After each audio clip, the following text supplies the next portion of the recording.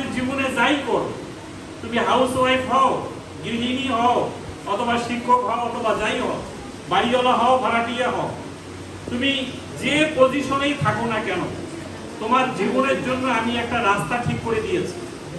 এই রাস্তার কথাটা কিন্তু এই কোরআন শরীফে বলা আছে। কিন্তু আমাদের সমাজের মূল সমস্যাটা হলো যে আমরা কোরআন শরীফটা পড়ি না, আমরা বুঝি না, আমরা মানি না। একইভাবে অন্য ধর্মের লোকেরাও সবাই মিলে তার ধর্মের কিতাবটা পড়ে না, এটা বোঝে না, এটা মানে না। এই কারণেই আমাদের এই সমাজটা একটা বলা যায় মূর্খতার সমাজে পরিণত হয়ে গেছে। আমরা ভাই একটু কথা না বলি একটু প্লিজ। আমাদের এই সমাজে আমরা সবাই চলাফেরা করছি। আপনি দেখবেন এই যে রাস্তা দিয়ে আমরা আসলাম, প্রত্যেকটা মোড়ে মোড়ে অটো, সিএনজি, রিক্সা এবং মোটরসাইকেল, বাইসাইকেল, এরপর আমাদের এই যে একটু পড়ে দেন, একটু পড়ে দেন ভাই, আপনি বসেন। প্রত্যেকটা মোড়ে মোড়ে আপনি দেখবেন একটা অস্থিরতা কাজ করছে। মানুষ যেন স্বাভাবিক অবস্থায় নাই, সবার মেজাজ কিন্তু খুব গরম, সবাই হট সিচুয়েশনে আছে, সবাই সবার আগে দরকার, সবার আগে সবার যাওয়া দরকার। এইরকম একটা মানসিকতা নিয়ে আমরা প্রত্যেকটা জায়গায় বসবাস করতেছি। কি বলেন, ঠিক না? আমাদের এই সবাই যদি আমার ধর্মের কিতাবটা যদি আমি চর্চা করতাম, আমার ধর্মটাকে যদি আমি মেনে নিতাম, তাহলে কিন্তু সমাজটা এরকম হওয়ার কথা ছিল না। আপনি দেখেন আমেরিকাতে আমার দেশের একটা ছেলে, আমার দেশের একটা মেয়ে লেখাপড়া করতে গেল, সে কিন্তু আজকে লাশ হয়ে তার মায়ের কোলে, বাবার কোলে ফিরে আসে। তাহলে একটা মা, একটা বাবা কি কখনো চায় যে তার ছেলেটা ইউনিভার্সিটি থেকে লাশ হয়ে তার কোলে আসো? এটা আমরা কেউই চাই না, কিন্তু এটা আমাদের সমাজে ঘটছে। আমাদের সমাজে আপনি গতকালকের পত্রিকায় দেখলাম, মানে জুভিনাইল গ্যাং, কিশোর গ্যাং তৈরি হয়েছে। আমার ছেলেটা ক্লাস 6-এ পড়ে, সে বলতেছে আপু কিশোর গ্যাংটা কি জিনিস? আমি বললাম কেন কিশোর গ্যাং তোমাকে কে বললো? সে বললো যে আমার ক্লাসে একজন ক্যাপ্টেন আছে, তার ক্যাপ্টেনশিপ ক্যান্সেল হয়ে গেছে তার দুষ্টামির কারণে। তো সে আমাকে বললো যে আমার ক্যাপ্টেনশিপ ক্যান্সেল করে দিল, আমি এই শিক্ষকের হাত পা ভেঙে তার হাতে তুলে দেব। আমার বড় ভাই কিশোর গ্যাংয়ের লিডার, সে কিভাবে এখানে শিক্ষকতা করে আমি দেখব। এটা কোন ক্লাসের? ক্লাস 6-এ পড়া একটা বাচ্চার কথা। কোথায় গিয়েছি আমরা? এখানে শিক্ষক মহোদয়রা আছেন, আমরাও এক সময় ছাত্র ছিলাম। এক সময় ছোটবেলায় সাইকেল চালাইতে গেলে আমরা শিক্ষককে দেখে অনেক দূরে সাইকেল থেকে নেমে যেতাম, আস্তে আস্তে মাথা নিচু করে হেঁটে যেতাম। এখন কিন্তু সেই কালচারটা আমাদের সমাজে নাই। আমি মনে করি যে আমাদের সামাজিক অবক্ষয়টা মারাত্মক একটা ধারণ করেছে। গতকালকে দুপুরে একজন কাজী সাহেবের সাথে একসাথে আমরা খাচ্ছিলাম। আমি ওই কাজী সাহেবকে বললাম যে আপনার সবচেয়ে বেশি কাজ কি? সে বলল বিয়ের থেকে তালাক বেশি হচ্ছে। এই সমাজে বিয়ের থেকে তালাক বেশি হইতেছে, অথচ ইসলামী শরীয়তে তালাকটা সবচেয়ে নগণ্য একটা হালাল বিষয়, যেটার মাসালা আমরা কেউই জানি না। গতকালকে আমি একজন এই মানিকগঞ্জের ফতোয়া বোর্ডের যিনি প্রধান, তার সঙ্গে দুপুরে একসাথে খেয়েছি, উনিও ওখানে ছিলেন। আমি বললাম সবচেয়ে বেশি ফতোয়া আপনার কোন বিষয়ে দিচ্ছেন? বলল সবচেয়ে বেশি তালাকের ফতোয়া। একটা মারাত্মক সামাজিক অবক্ষয়ের মধ্যে আছে। ঠিক একইভাবে এই সমাজটা যখন অর্থনৈতিকভাবে খুবই দুরবস্থার মধ্যে ছিল, তখন এই ইসলামী ব্যাংক নামে একটা ব্যাংক প্রতিষ্ঠা জরুরি হয়ে পড়েছে। এদেশের কিছু মানুষ মনে করলো যে একটা ইসলামী ব্যাংক শরিয়া ভিত্তিক ব্যাংক হওয়া দরকার। আল্লাহ তাআলা বিয়ে শাদীর জন্য শরিয়া ঠিক করলেন, মৃত্যুর পরে জানাজা দাফন কাফনের জন্য শরিয়া ঠিক করলেন, আমরা জন্মের পরে আমার কানে আজান দেওয়ার জন্য শরিয়া ঠিক হলো, আমার ছেলেদের একটা মুসলমানি করার জন্য শরিয়া ঠিক হলো, আকিকা করার জন্য শরিয়া ঠিক হলো। তাহলে লেনদেন, ব্যবসা, ব্যাংকিং, এটার জন্য কি আল্লাহর পক্ষ থেকে কোনো শরিয়া নাই? অবশ্যই। এই শরিয়ার জন্য এদেশের কিছু কোটি কয়েক মানুষ, আপনাদের এই হরিরামপুরের এক ভদ্রলোক ছিলেন মীর কাসেম আলী, যার এখানে দাফন কাফন হয়েছে, তিনি এই ব্যাংকের জন্য পরিশ্রম করেছেন। বাংলাদেশে এরকম আরো কয়েকজন ব্যক্তি, এদেশের মানুষ যখন ইসলামী ব্যাংকের কথা বলা হয়েছে, ইসলামের নামে ব্যাংক, এটা কিভাবে সম্ভব? তারা আগে আসে নাই, এরা চলে গেছে সৌদি আরব, কাতার, বাহরাইন, দুবাই, ওখানে যে বড় বড় লোকদেরকে ধরেছে কিছু টাকা দাও। আমরা মানুষকে সুদ নামক জাহান্নামে যাওয়ার আগুন থেকে শরিয়া ভিত্তিক ব্যাংকিং করতে চাই, সেই দেশে এবং বিদেশে মিলাই 1983 সালের 30শে মার্চ এদেশে ইসলামী ব্যাংকের যাত্রা শুরু হয়। এই ব্যাংকটা যাত্রা হওয়ার পিছনে দুইটা কারণ ছিল। একটা হলো মানুষকে সুদের হাত থেকে বাঁচাতে হবে। ইমাম সাহেব আজকে তেলাওয়াত করেছেন, আল্লাযীনা ইয়াকুলুনা রিবা, যারা সুদ খাবে। আল্লাহর নবী সুদের সঙ্গে 4 শ্রেণীর লোক যোগ করেছেন। সুদ খাবে, সুদ দিবে, সুদের সাক্ষী হবে, সুদের লেখক হবে। এই 4 প্রকারের লোকেই রাসূল বলেছেন জাহান্নামে যাবে। এবং আজকে যে আয়াতটা পড়া হলো এখানে বলা হচ্ছে ওমান আদা, আমি যে সুদকে নিষিদ্ধ করলাম আল্লাহ বলতেছেন, তারপরেও যদি তুমি বাড়াবাড়ি করো ফাউলাইকা আসহাবুন নার, আমি আল্লাহ তোমাকে জাহান্নামে পাঠাবো। হুম ফিহা খালিদুন, এই জাহান্নামে তোমাকে চিরদিন থাকতে হবে। দুনিয়ার 60, 70, 80, 90 বছরের জীবনে তুমি যদি বাড়াবাড়ি করে সুদ খাও, আমি আল্লাহ বলতেছি সুদের সম্পদকে আমি ধ্বংস করে দিই। সুদের বানানো বাড়িঘর, সুদের বানানো বডি, এর দেহ, এগুলোকে আমি ধ্বংস করে দিই। ইয়ামহাকুল্লাহু রিবা। আল্লাহ তাআলা কোরআনে বলেছেন কাম তারাকু মিন জান্নাতি ওয়া উয়ুন, দেখো যুগে যুগে যারা অবৈধভাবে গাড়ি বাড়ির মালিক হয়েছে এক সময় সব ফেলায় রেখে তারা চলে যায়। রান্না করা খাবার খাওয়ারও সময় পায় না। কত বালাখানা, কত বড় বড়, আল্লাহ তাআলা বলেছেন মাকামিন কারীম, হোয়াইট হাউস, বালাখানা, এগুলো ফেলায় রেখে তারা চলে যায়। এই জন্য আমাদেরকে আজকে সিদ্ধান্ত নিতে হবে যে আমরা অর্থনৈতিক লেনদেনটাকে শরিয়া ভিত্তিক করব না শরিয়ার বাইরে করব।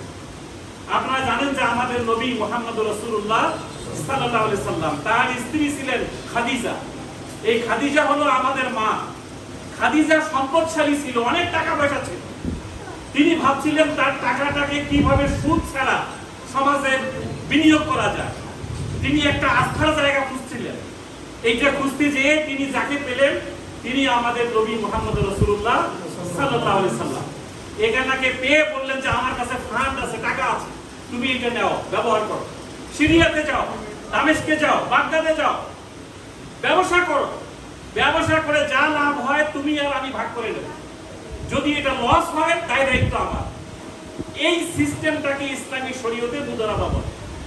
এই মুদারাবার ভিত্তিতে আমরা ইসলামী ব্যাংক আপনার কাছ থেকে টাকা নেই, আমরা এটাকে হালাল জায়গায় বিনিয়োগ করি। এখান থেকে যা লাভ হয় এই লাভের টাকাটা আমরা আপনাকে বন্টন করে দিই। এটা ইসলামী শরীয়তের মুদারাবা চুক্তি বলে। আপনারা বলেন তো গত 50 বছরে বাংলাদেশের কোন মসজিদে মুদারাবা নিয়ে কোনো খুতবা হয়েছে? ইসলামী অর্থনীতি নিয়ে কোনো আলোচনা হয়েছে? সুদের বিপক্ষে কথা বলার সাহস ইমাম সাহেবরা পায় না। তার কারণ মসজিদ কমিটির সভাপতি সুদের সঙ্গে জড়িত। এটা কি বাস্তবতা না? এটা বাস্তবতা। ইমামের চাকরি থাকে না সুদের বিরুদ্ধে কথা বলবে, কিন্তু ওনার চাকরি খেয়ে আপনি কি করবেন? আপনি নিজেই তো জাহান্নামী হয়ে যাচ্ছেন। এই জন্য আমাদেরকে এই যে মুদারাবা কনসেপ্টের দুইটা পক্ষ থাকে। একটা পক্ষকে বলে সাহিব আল মাল, আর একটা পক্ষকে বলে মুদারি। এক পক্ষ টাকা যোগান দিবে, আর এক পক্ষ টাকাটাকে ব্যবহার করবে। আপনার কাছ থেকে আমরা সেভিংস অ্যাকাউন্ট, ডিপিএস অ্যাকাউন্ট, ওয়াস অ্যাকাউন্ট, মোহর অ্যাকাউন্ট, বিভিন্ন অ্যাকাউন্টের মাধ্যমে, এফডিআর অ্যাকাউন্টের মাধ্যমে টাকাগুলো নিয়ে আপনি সাহিব আল মাল, টাকার মালিক। খাদিজা ছিল টাকার মালিক, টাকাটাকে ব্যবহার করেছে মুহাম্মদ সাল্লাল্লাহু আলাইহি ওয়াসাল্লাম। আমরা ইসলামী ব্যাংক আপনার টাকাটা নিয়ে এটা কোনো হারাম জায়গায় ব্যবহার করতে পারবো না। সরকার যেগুলো নিষিদ্ধ করেছে ওই জায়গায় আমরা টাকা ব্যবহার করতে পারবো না। আমরা কোনো প্রভাবপথে টাকা দেই না, আমরা কোনো অবৈধ জায়গায় টাকা ব্যবহার করি না। বৈধ জায়গায় রড সিমেন্টের দোকান, চাউলের দোকান, লাইব্রেরি, কাপড়ের দোকান, এই সমস্ত জায়গায় আমরা মালটা কিনে দিই। এই মালটা কিনে দিয়ে ব্যবসা করার নাম হলো বাই মুরাবাহা। দেখেন এই শব্দগুলো শোনেন, বাই মুরাবাহা, বাই মুয়াজ্জাল, বাই সালাম, বাই ইস্তেসনা, এই সমস্ত সিস্টেমে আমরা মানুষকে টাকা দিই। এইগুলো শব্দগুলো তো আমরা এখন শুনি নাই। কি আমার কথা ঠিক না বেঠিক বলেন? আমরা শুনি নাই, অথচ বয়স হয়ে গেল, মুরব্বী হয়ে গেলাম। ইসলামী অর্থনীতি কাকে বলে আমরা জানি না। আল্লাহর নবী সরাসরি ম্যাজিস্ট্রেটের মতো করে বাজারে গিয়েছেন, বস্তার ভিতরে হাত ঢুকাই দিয়েছেন। বাজার মনিটরিং কাকে বলে? দেখছেন যে উপরে শুকনা ধান, শুকনা গম, শুকনা জব, নিচের ভিজা, ওজন বাড়ায় ফেলছে।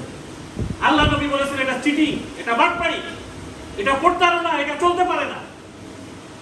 আমাদের কতজন ইমাম বাজার মনিটরিং করে, আমাদের কতজন মাওলানা বাজার মনিটরিং করে, অথচ আল্লাহর নবী আমারা যার উম্মত তিনি সরাসরি বাজারে গিয়ে কোথায় ভেজাল হচ্ছে, কোথায় ওজনে কম দেওয়া হচ্ছে, কোথায় ফরমালিন মিশানো হয়েছে, কোথায় ভিজা নিচে উপরে শুকনা, এরকম কোথায় কোন আইটেম আছে তিনি হাত ঢুকাই দিয়ে এটা চেক করতেন। সেই ইসলাম, সেই সিস্টেম আমরা ভুলে গিয়েছি। তাহলে আসুন আমরা সুদ মুক্ত একটা ইসলামী ব্যাংকিং করতে চাই। যখন আমরা ইসলামী ব্যাংকের কথা বলি তখন সমাজে অনেক লোক বলে ইসলামী ব্যাংক সোজায় খায় না ঘুরায় খায়। এরকম একটা কথা সমাজে আছে কিনা বলেন? বলেন, একটা ছেলে এবং একটা মেয়ে, ইজাব কবুল নাই, দেনমোহর নাই, বিয়ে শাদী নাই, কোনো অনুষ্ঠান নাই, বছরের পর বছর সংসার করতেছে, এটা কি আমরা মেনে নেব? আপনারা এই গ্রামের কোন ছেলে মেয়ে বিয়ে শাদী ছাড়া সংসার করলে মানবেন আপনারা? কি মানবেন আপনারা? মানবেন না। তাহলে সোজায় খাওয়াটা তো কেউ মানে না। মানে কোনটা? যেখানে বিয়ে শাদী হবে, দেনমোহর হবে, ইজাব কবুল হবে, 2-4-5 জন সাক্ষী থাকবে, একটা ছোট্ট অনুষ্ঠান হবে, এরকম ঘুরায় খাওয়াটাই তো সবাই মেনে নেয়। কি কথা ঠিক না? সোজায় খাওয়া একটা ছেলে মেয়ের বিয়ে শাদী কেউ মানবে না। একটা মুরগি, আমরা ইসলাম ধর্মে যারা এই যে আগামী গরু জবাই করে আপনারা কোরবানি দিবেন, ঈদের সময় আসতেছে, যে গরু জবাইতে বিসমিল্লাহ বলা হবে না ওইটার গোশত খাওয়া হালাল হবে? এটা হারাম। অথচ এটা রান্না করলে যা টেস্ট হবে, বিসমিল্লাহ বলে রান্না করলে একই টেস্ট হবে, কিন্তু একটা হালাল আর একটা কি হারাম। আপনি দেখতে পাচ্ছেন মুনাফা, এটাও তো মুনাফা, এটাও মনে হয় সুদ না। একটা আল্লাহ হালাল করেছেন আর একটা আল্লাহ হারাম করেছেন। পৃথিবীর কোন ধর্মে কিন্তু সুদ হালাল না, কোন ধর্মে না, হিন্দু ধর্মেও না, বৌদ্ধ ধর্মেও না, খ্রিস্টান ধর্মেও না। পৃথিবীর সকল ধর্মে আল্লাহ সুদকে নিষিদ্ধ করেছে। তার মানে কি? আল্লাহ যেটা নিষেধ করে এটার মধ্যে অকল্যাণ আছে, কল্যাণ নাই। আপনি এই যে সাপ, কুকুর, শূকর, এগুলোর গোশত খাওয়া হারাম কেন? এগুলোর মধ্যে এমন কিছু উপাদান আছে যেটা আপনার বডিতে মানানসই হবে না। যেটা আপনার জন্য কল্যাণকর সেটাই আল্লাহ হালাল করেছেন, যেটা আপনার জন্য অকল্যাণকর সেটা আল্লাহ হারাম করেছেন। সুদ সমাজে ক্রাইম তৈরি করে, জানেন? আন্তর্জাতিক মাফিয়া চক্রের কাজটা কি? এরা সুদের সঙ্গে জড়িত। আন্তর্জাতিক যারা মাফিয়া, বড় বড় সন্ত্রাসী, গডফাদার, মাস্তান, এরা সুদের সাথে জড়িত, অবৈধ লেনদেনের সাথে জড়িত। এই জন্য আল্লাহ তাআলা সুদকে নিষিদ্ধ করেছে। সুদ সমাজে বেকারত্ব বাড়ায়, সুদ সমাজে বৈষম্য বাড়ায়। অথচ আমাদের ছেলেমেয়েরা গত 1 জুলাই থেকে 36 জুলাই বৈষম্যের বিরুদ্ধেই তো আন্দোলন করে। এই জন্য আমাদেরকে সুদ থেকে বাঁচতে হবে। আপনারা যে আমাদের কাছে অ্যাকাউন্টে করেন এটা ইসলামী শরিয়া মোতাবেক। আমরা নামাজ পড়তে গেলে কিন্তু ইমাম সাহেবকে জিজ্ঞেস করি না হুজুর আপনার ওযু আছে কিনা, আপনার বাড়িতে আপনার ছেলে মেয়েরা পর্দা করে কিনা, আমরা এই প্রশ্ন কেউ করি না। একটা দায়িত্ব বেহাজাল ইমাম বলে দাঁড়ায় নামাজ শুরু করে দিই। ওযু যদি ইমাম সাহেবের না থাকে তাকে আল্লাহ ধরবে, আমাকে তো ধরবে না। কি কথা ঠিক না? ইসলামী ব্যাংকের চেয়ারম্যান সাহেব বলতেছে এখানে সুদ নাই। আমরা দুনিয়ার প্রশ্ন করি, এত প্রশ্ন ব্যাংকের ক্ষেত্রে আসে কেন? এখানে বলা হচ্ছে সুদ নাই, প্রশ্ন থাকলে আপনি আসেন করেন আমাদেরকে। আমি অনেক ইমাম সাহেবকে জিজ্ঞেস করেছি, শুধুমাত্র ইসলামী অন্য ব্যাংকে থাকতে হবে এই আশায় আমরা ইসলামী ব্যাংকে হাজারো প্রশ্ন করি। আমি 100% গ্যারান্টি দিয়ে বলতেছি ইসলামী ব্যাংকে সুদ নাই। আপনি লেনদেন করেন, তারপরেও যদি এখানে সুদ থাকে আল্লাহ ম্যানেজারকে ধরবে, চেয়ারম্যানকে ধরবে, যিনি ইমাম তাকে ধরবে, আপনাকে ধরবে। তাহলে আমরা ইনশাআল্লাহ সুদ থেকে বাঁচার জন্য আল্লাহর নবী সুদের 70 প্রকারের গুনার কথা বলেছেন। কত প্রকার? 70 প্রকার। এর ছোট্ট গুনাহটা হচ্ছে নিজের মায়ের সাথে ব্যভিচার করা। আপনি বিশাল দাড়ি, বিশাল টুপি, বিশাল জুব্বা, বিশাল পাগড়ি, প্রত্যেক বছর হজ করেন, উমরা করেন, ইতিমখানা আছে, মাদ্রাসা আছে, আপনি মিলাদ করেন, কিন্তু আপনার লেনদেন সুদী লেনদেন। বলেন এই লোকটা কি জান্নাতে যাবে না জাহান্নামে যাবে? জাহান্নামে যাবে। তার মৃত্যুর পরে এই এলাকা না, পুরো মানিকগঞ্জ না, সারা বাংলাদেশের সমস্ত আলেম ওলামা সব মানুষকে গরু জবাই করে খাওয়াইলেও এই লোকটা জাহান্নামে যাবে। আপনি বাঁচাইতে পারবেন না, আমরা বাঁচাইতে পারবো, কোন বিশ্বাস বাঁচাইতে পারবে না তাকে। আল্লাহর নবী নিজের মেয়ে ফাতেমাকে ডাক দিয়ে বলছেন, মা তুমি আমার মেয়ে, তুমি যা চাও আমি তোমাকে তাই দেব, কিন্তু মৃত্যুর পরে কিয়ামতের মাঠে তোমাকে জিজ্ঞাসা করা হবে না তোমার বাবার নাম কি, তুমি কার মেয়ে, এই প্রশ্ন তোমাকে করা হবে না। তুমি আমার মেয়ে, এই কারণে আল্লাহ তোমাকে জান্নাত দিবে না। তোমার আমল দিয়ে, তোমার অ্যাক্টিভিটিস দিয়ে, তোমার পারফরম্যান্স দিয়ে তোমাকে জান্নাত নিশ্চিত করতে হবে। আল্লাহর নবীর মেয়ে ফাতেমাও যদি তার বাবা নবী হওয়ার কারণে সে যদি জান্নাত যাওয়ার কোনো সুযোগ আমল ছাড়া না পায়, আপনি আমি কি পাবো? এই জন্য আসল অর্থনৈতিক লেনদেনে আমরা সুদবিহীন ইসলামী ব্যাংকে লেনদেন করি, ইনশাআল্লাহ পারবো তো সবাই? আপনারা এই এলাকার সমস্ত মানুষের কাছে দাওয়াত পৌঁছাই দিবেন। ইমাম সাহেব এখানে আছেন মসজিদে, তিনি বলে দিবেন ইসলামী ব্যাংক সুদ মুক্ত। এখানে হজের অ্যাকাউন্ট করা হয়, হজ। আমরা এখনো অনেকে হজ করি নাই, আছে না এরকম আমাদের অনেক? বাংলাদেশের সবচেয়ে একেবারে বুড়া বয়সে মানুষ হজ করতে যায়। আমি নিজে আরব দেশে 6.5 বছর ছিলাম। আমরা ইন্দোনেশিয়া থেকে দেখেছি ইয়াং ছেলেরা, মেয়েরা বিয়ের আগে হজ করতে আসে। আমাদের দেশে একেবারেই সব দাড়ি পাকা মুরব্বী, হাঁটতে পারে না, চলতে পারে না, এই টাইপের লোক হজ করতে যায় না। হজ একটা কঠিন ইবাদত, অনেক দূর হাঁটতে হয়, অনেক মুভ করতে হয়। এটার জন্য শরীরে এনার্জি দরকার, ইয়াং বয়স দরকার। আমি বলবো ইসলামী ব্যাংকে আপনারা একটা করে হজ অ্যাকাউন্ট করেন। 1 থেকে 25 বছর মেয়াদি কিস্তি আছে, আপনি আস্তে আস্তে কিস্তি দেন, এখানে হজের টাকা জমা হবে। 3 বছর পরে যান, 5 বছর পরে যান, 7 বছর পরে যান, 8 বছর পরে যান, একেবারে 25 বছর পর্যন্ত আছে। আপনারা হাজব্যান্ড ওয়াইফ দুইজনে মিলে একটা হজ অ্যাকাউন্ট করেন, দুইজনে একসাথে হজ করতে পারবেন। এরকম একটা ভালো অ্যাকাউন্ট করা যায় কি না বলেন? 2 নম্বর আমি বলবো এখানে দেনমোহর অ্যাকাউন্ট আছে ইসলামী ব্যাংকে। দেনমোহর, বাংলাদেশে দেনমোহর তো দেওয়া দূরে থাক, উল্টা পাশে এখন যৌতুক দেওয়া হয়। বলেন তো দেনমোহর দেওয়াটা জরুরি না যৌতুক নেওয়াটা জরুরি? দেনমোহর দেওয়াটা ফরজ, এটা তার অধিকার। আমাদের বোনেরা এখানে আছেন, দেনমোহর আপনার রাইট, এটা আপনার অধিকার। এটা কোনো মাফ করে দেওয়া, মাফ চাওয়ার কোনো বিষয় নয়। আপনি 500 টাকা 1000 টাকা কিস্তি দিয়ে 10 বছর মেয়াদি দেনমোহর অ্যাকাউন্ট করে দেন, এই লোনের হাতটা থেকে আপনি মুক্ত হন। এটা একটা আপনার উপরে বড় ধরনের একটা ঋণ, এর থেকে আপনি মুক্ত হয়ে যান। আমাদের এখানে ওয়াকফ অ্যাকাউন্ট আছে, ওয়াকফ। এক সময় জায়গা জমি ওয়াকফ করে দিয়ে মানুষ মসজিদ মাদ্রাসায় দান করত। এখন পৃথিবীর স্কলাররা বলতেছে যে না, আপনি টাকা ক্যাশ দিয়ে ওয়াকফ অ্যাকাউন্ট করা যায়। আপনাদের এই মসজিদের নামে একটা ওয়াকফ অ্যাকাউন্ট করেন, মন্দিরের নামে করেন, করে এই ওয়াকফের টাকাটা যা লাভ হবে আমরা মসজিদ মাদ্রাসার অ্যাকাউন্টে দিয়ে দেব। আপনারা এটা করেন, ওয়াকফ অ্যাকাউন্ট করেন। এইভাবে কৃষি অ্যাকাউন্ট, সেভিংস অ্যাকাউন্ট, আপনার যারা দেশের বাইরে আছে তাদের রেমিটেন্সের টাকা আমরা দিচ্ছি। আপনারা শুনে খুশি হবেন, আজকে আমার মানিকগঞ্জ শাখায় আমি একজনকে বিদেশি টাকা পেমেন্ট দিয়ে একটা ঘড়ি গিফট দিয়ে দিলাম, এই দেয়াল ঘড়ি। এটা বর্তমানে একটা ক্যাম্পেইন চলতেছে, ওয়েস্টার্ন ইউনিয়নের মাধ্যমে বিদেশ থেকে টাকা আসলে একটা দেয়াল ঘড়ি পাওয়া নিচ্ছি, আপনি পেয়ে যাবেন। প্রত্যেকদিন আমরা একটা করে বাইসাইকেল দিচ্ছি, 2টা করে দিচ্ছি। এইভাবে বিদেশি টাকা পেমেন্ট দেওয়া। আপনার বিদ্যুৎ বিল কি এখানে দেওয়া হচ্ছে? বিদ্যুৎ বিল আপনারা এখানে দিচ্ছেন, কোনো অসুবিধা নেই। এইভাবে আমরা আপনাদের কাছ থেকে সমস্ত অ্যাকাউন্ট, ব্যাংকিং, সমস্ত লেনদেন, সমস্ত বিদেশি রেমিটেন্সের টাকা সবকিছু আমরা এই এজেন্ট থেকে আমরা করতে চাই। আপনারা কি আমাদের সাথে আছেন তো? ইনশাআল্লাহ আপনারা আমাদের সেবা গ্রহণ করবেন। আমি আমাদের অফিসারদেরকে বলে দিয়েছি কাস্টমার সার্ভিস দিতে হবে। আল্লাহ তাআলা কোরআনে বলেছেন মানুষ মানুষের জন্য, উখরিজাত লিন্নাস, মানুষের জন্ম হয়েছে মানুষের জন্য। মানুষের সেবা দিতে হবে, মানুষের পাশে দাঁড়াতে হবে। সেবা দেওয়া প্রতিষ্ঠানগুলোকে আরো সচেতন হওয়া লাগে। আমরা মনে করি একজন সবজির দোকানদার যেরকম মানুষ, একজন 10 তলা বিল্ডিং এর মালিক সেও একজন মানুষ।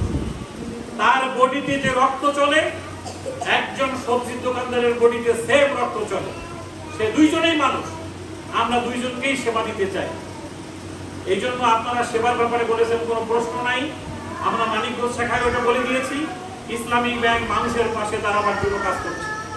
এদেশের বেকারত্ব দূরীকরণ, নারীর ক্ষমতায়ন এবং এই দেশের শিল্প কল কারখানা বৃদ্ধিতে ইসলামী ব্যাংকের ব্যাপক ভূমিকা রয়েছে, ব্যাপক ভূমিকা রয়েছে। আজকে এখানে নামাজ কিছুক্ষণের মধ্যে শুরু হবে। আমি আপনাদের সবাইকে ইসলামী ব্যাংকে আসা, ইসলামী ব্যাংকের সেবা নেওয়া, ইসলামী ব্যাংকের সার্ভিস নেওয়া এবং এখানে অ্যাকাউন্ট করা। যারা আপনারা আছেন আত্মীয় স্বজন, পাড়া প্রতিবেশী, বন্ধু বান্ধব, সবাইকে বলে দিবেন ছেলে মেয়েদের নামে স্টুডেন্ট অ্যাকাউন্ট করবে। সেই জন্য ছাত্র জীবনেই মনে করে যে আমাকে সঞ্চয়ী হওয়া লাগবে। তাকে যে টিফিনের টাকা দিবেন 20 টাকা 50 টাকা দিয়ে বলবেন 10 টাকা ব্যাংকে রাখো, 40 টাকা খরচ করো। তাকে যে ভ্যান ভাড়া দিবেন দিয়ে বলবেন যে মা অথবা বাবা তুমি 10 টাকা ব্যাংকে জমা করো, স্টুডেন্ট অ্যাকাউন্টে জমা দাও। আমরা এখানে 10 টাকাও জমা নিই, 5 টাকাও জমা নিই। এইভাবে বাচ্চাদের নামে স্টুডেন্ট অ্যাকাউন্ট, ডিপিএস অ্যাকাউন্ট সব ইসলামী ব্যাংকে করবেন। এগুলো 100% সুদ মুক্ত এবং আপনি আল্লাহর কাছে গিয়ে আমাদের মাঠে বলতে পারবেন ইসলামী ব্যাংক সুদ মুক্ত, এই কথা বলেছে, এই জন্য আমরা আপনার লেনদেন করেছি। আপনাদের সবাইকে দীর্ঘ সময় ধরে বসে থাকা, আমাদের কথাগুলো মনোযোগ দিয়ে শোনা এবং এখানে আসার জন্য মানিকগঞ্জ শাখার পক্ষ থেকে সবাইকে মোবারকবাদ জানিয়ে আমার কথা এখানেই শেষ করছি। আসসালামু আলাইকুম।